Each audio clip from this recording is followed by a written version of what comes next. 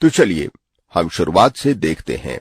जब हम भोजन को चबाते हैं, इसमें लार यानी कि सलाइवा मिल जाता है।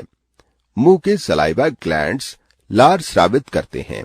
सलाइवा में एंजाइम होते हैं जो कि स्टार्च का विखंडन करते हैं। स्टार्च एक तरह के कार्बोहाइड्रेट होता है। भोजन मुंह से लंबी नली नुमा ग्रसिका से होकर आमाशय में पहुंचता है। आमाशय का भीतरी दीवार भी पाचक रस स्रावित करती है, जो प्रोटीन और फैट्स के पाचन में मदद करते हैं। लेकिन भोजन का आमाशय में पूरी तरह पाचन नहीं होता है। आमाशय से आधा पचा भोजन स्मॉल इंटेस्टाइन में चला जाता है।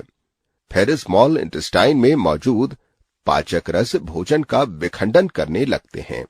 लिवर एक रसायन स्रावित करता है जिसे पित्त रस यानी कि बाइल जूस कहते हैं, जो फैट के पाचन में मदद करता है।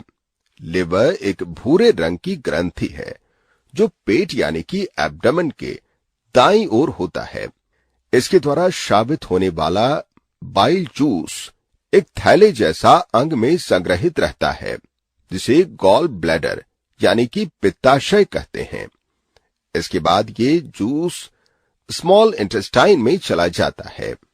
यहां पर एक और ग्रंथि होती है जो पाचक रस स्रावित करके पाचन में मदद करती है।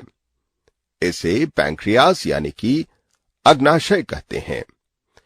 पैंक्रियास एक बड़ी क्रीम कलर की ग्रंथि है जो आमाशय के ठीक नीचे होता है।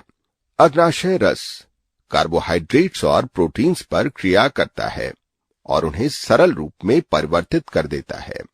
पित्त रस अग्नाशय रस इंटेस्टाइन में इस छोटे से पाइपनुमा रास्ते से जाते हैं। इंटेस्टाइनल जूस और अग्नाशय रस में शर्करा या कार्बोहाइड्रेट्स, प्रोटीन और फैट्स को विघटित करने वाले एंजाइम्स होते हैं। पाचन स्मॉल इंटेस्टाइन में पूरा हो जाता है। पोषक तत्व स्मॉल इंटेस्टाइन की भीतरी दीवार द्वारा अवशोषित कर लिए जाते हैं, जो रक्त वाहिकाओं से भरी होती है। स्मॉल इंटेस्टाइन की भीतरी दीवार में उंगली के समान संरचनाएं होती हैं, जिसे रसांकुर यानी कि विली कहते हैं। प्रत्येक विलस में बहुत सारी रक्त वाहिकाएं होती हैं। विली द्वारा पचे हुए भोजन का अवशोषण हो जाता है और भोजन विली से ब्लड वेसल्स में चला जाता है। पचे हुए भोजन के अवशोषण के बाद भोजन का वह भाग जिसका पाचन नहीं हो पाता है, वह बृहदांत्र यानी कि लार्ज इंटेस्टाइन में चला जाता है। लार्ज इंटेस्टाइन इसमें से पानी अवशोषित कर लेता है। पानी के अवशोषण के बाद अपचित भोजन अर्ध ठोस यानी कि सेमी सॉलिड हो जाता है।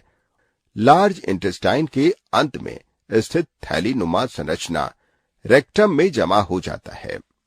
इस अपचित भोजन अर्ध ठोस यानी कि सेमी सॉलिड को मल या फेसिस या स्टूल कहते हैं। समय समय पर ये फेकल मैटर एनस या गुदाद्वार द्वारा बाहर निकाल दिया जाता है।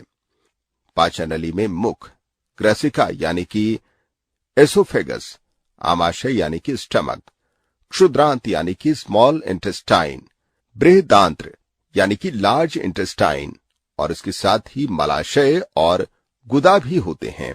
आहार नलिका और उससे